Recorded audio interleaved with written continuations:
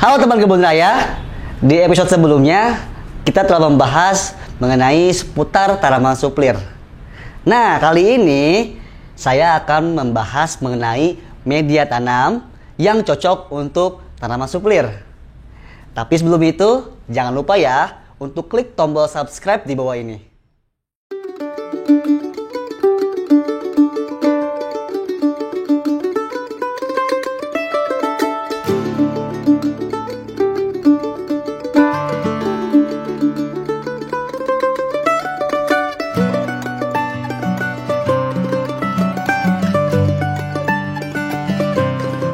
Nah, berbicara mengenai media tanam, kita harus mengetahui dulu habitat dari tanaman tersebut. Karena apa? Karena habitat akan mempengaruhi terhadap media tanam yang akan kita gunakan. Untuk tanaman suplir sendiri, dia tumbuh di tempat yang lembab. Dan juga tanaman suplir merupakan tanaman terestrial yang hidup di tanah.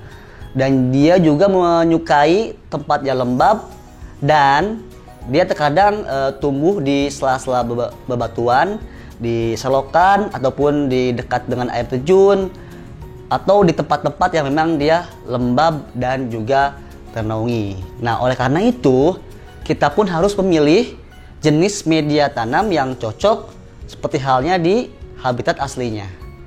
Nah, teman-teman sekalian, di depan saya telah ada beberapa jenis media tanam yang telah saya pilih.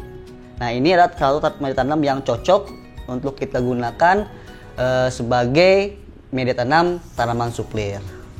Nah, yang pertama di depan saya telah ada, yaitu yang pertama ada tanah, sekam bakar, kompos, dan juga humus bambu. Nah, di sini saya akan menjelaskan fungsi dan juga komposisi yang cocok untuk tanaman suplir. Oke ya, sambil kita menerangkan, yang pertama adalah tanah ya. Sebagai halnya tanah, dia mempunyai fungsi yang sangat penting untuk pertumbuhan tanaman karena dia menunjang unsur hara yang dibutuhkan oleh pertumbuhan tanaman tersebut. Lalu yang kedua juga ada sekam bakar. Sekam bakar ini saya gunakan yaitu bertujuan untuk memberikan media tanam itu yang poros, karena biasanya suplir itu menyukai media tanam yang poros atau tidak terlalu padat seperti itu ya. Lalu juga ada kompos. Ini kompos organik yang terbuat dari fermentasi ataupun sampah organik dari dedaunan yang telah difermentasi, yang mana dia mengandung nutrisi yang dibutuhkan oleh tumbuhan. Dan di mana kompos pun memberikan ataupun memperbaiki struktur tanah yang tadi tidak gembur menjadi gembur. Lalu yang berikutnya yaitu humus bambu. Nah, ini humus bambu ini adalah terbuat dari daun-daun kering dari tanaman bambu.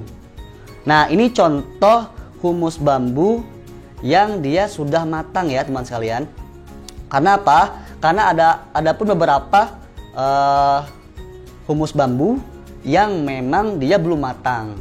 Dalam artian dia masih kering dan belum remah seperti ini ya. Ini contoh humus bambu yang sudah matang, dia berteksturnya remah dan juga tidak menggumpal.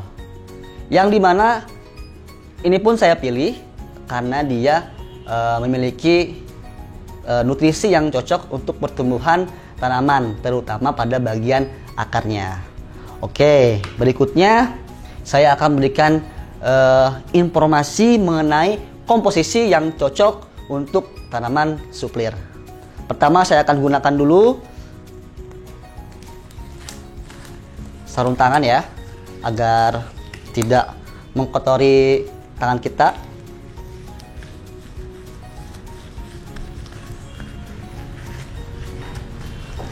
Nah, saya akan memberikan komposisi yang cocok untuk tanaman suplir. Yang pertama itu adalah saya akan menggunakan komposisi 50, 30, 10 dan 10. Nah, di sini saya akan mempermudah juga dengan menggunakan sendok takar untuk mempermudah takaran pada setiap masing-masing media tanam ini. Nah, untuk 50 itu saya akan menggunakan tanah. Jadi berarti saya akan sebanyak 5 kali dari takaran sendok ini. Jadi siapkan dulu wadahnya, tuangkan langsung ke wadah.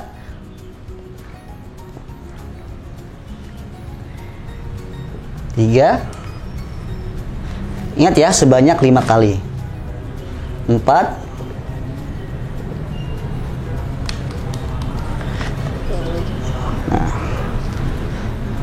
5.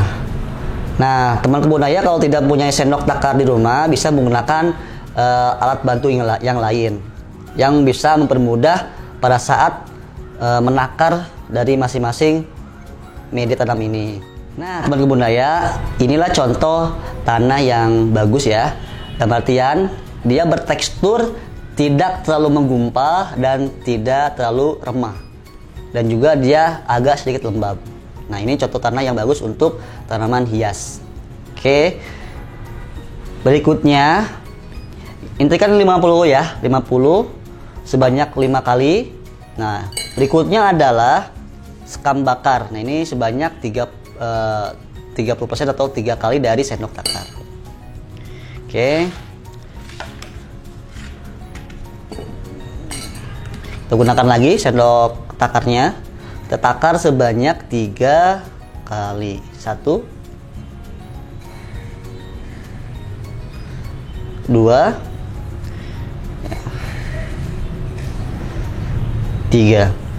Nah, jadi saya memilih jenis ini, jenis sekam bakar ini, karena dia mampu menggemburkan media tanam. Berikutnya adalah 10% ataupun berarti 1 kali sendok takar. Ini saya akan gunakan pada media tanam humus bambu.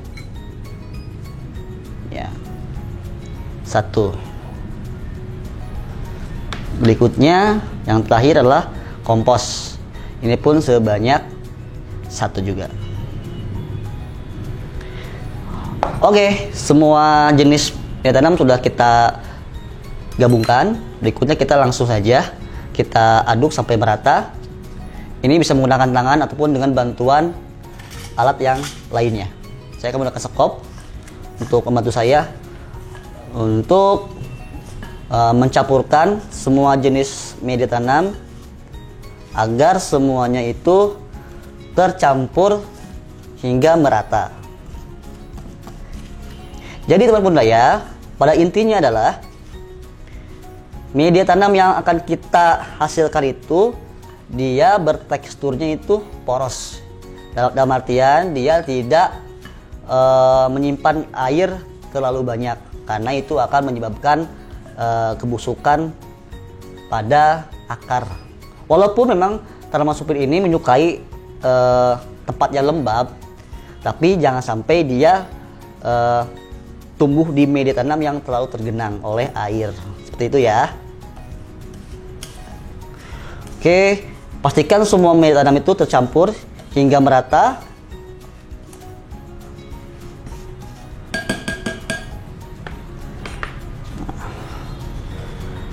Nah, bisa lihat hasilnya ya teman kebun raya.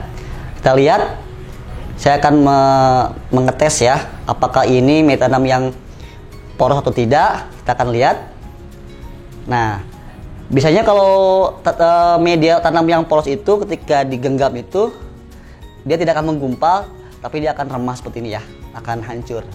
Nah, ini akan mempermudah pertumbuhan pada bagian akarnya. Seperti itu ya teman kebun raya.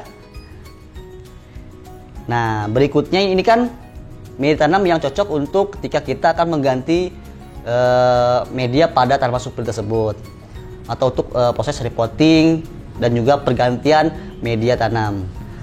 Ini pun sudah ada pupuknya dari kompos tersebut yang akan menunjang nutrisi pada pertumbuhan si tanaman supir tersebut. Nah, berikutnya adapun media tanam untuk proses penyemaian. Nanti kita akan juga praktek dengan menggunakan spora. Nanti kita akan semai Dan medianya pun berbeda dengan media yang ini, yaitu nanti saya akan menggunakan media tanam. Yang pertama adalah sphagnum moss. Nah, ini semacam lumut ya teman sekalian. Dia berasal dari lumut. Dan kenapa saya memilih sphagnum moss? Karena sphagnum moss ini ketika dikasih air atau diberi air, dia akan mengikat air dengan waktu yang cukup lama. Jadi akan mempertahankan kelembaban pada media tanam. Oleh karenanya saya akan memilih sphagnum moss ini. Lalu yang kedua adalah yaitu dari humus bambu ini. Jadi untuk media semai spora dari jenis suplir tersebut, saya hanya menggunakan dua jenis. Yang pertama adalah sphagnum moss, lalu yang kedua adalah si humus bambu ini. Nah, kenapa saya pilih humus bambu ini? Karena humus bambu ini sangat cocok untuk pertumbuhan sporanya, karena dia pun memiliki nutrisi yang bagus untuk pertumbuhan spora pada tanaman suplir tersebut. Nah, jadi itu tadi mengenai informasi media tanam dan juga komposisi media tanam yang cocok untuk tanaman suplir. Semoga informasi ini dapat bermanfaat untuk teman kebun raya dan selamat mencoba.